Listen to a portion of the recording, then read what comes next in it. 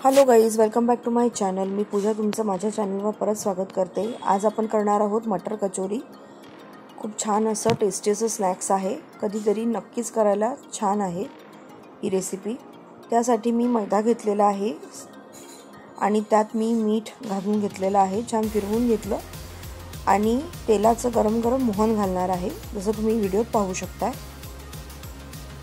आणि पाणी घेऊन आपल्याला छान याचा गोळा मळून घ्यायचा आहे।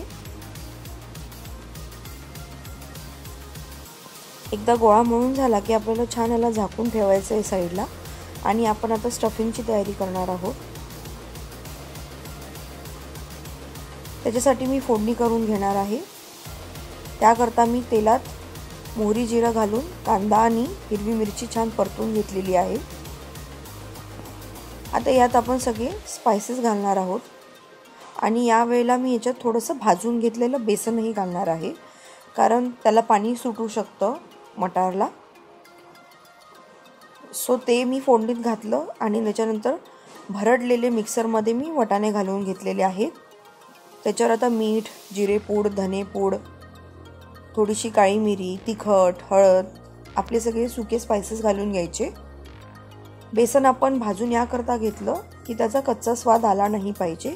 आणि बेसन घालण्याचे रिझन हेच की मटारला पाणी सुटू शकतं मीठ घातल्यावर, सो त्याला आळवण्यासाठी आपण बेसन घातलं याच्यात 2 चमचे। आता छान थंड झाल्यावर याच्यात कोथिंबीर घालायची सुंदर हिरवी। आणि आता आपण कचोऱ्या करायला घेत आहोत। तुम्ही बघत असाल व्हिडिओ दिसतंय तसं छान एक पारी लाटून घेतलेली आहे छोटी।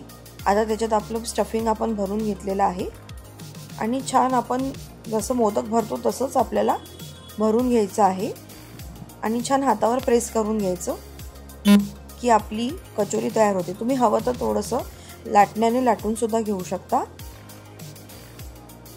आणि आपण छान याला डीप फ्राय करून घेणार आहोत।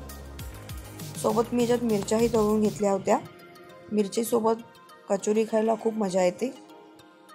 मी एक फोडून पण दाखवते तुम्हाला, किती सुंदर ही कचोरी तयार होते। अतिशय सुंदर लागते ही रेसिपी।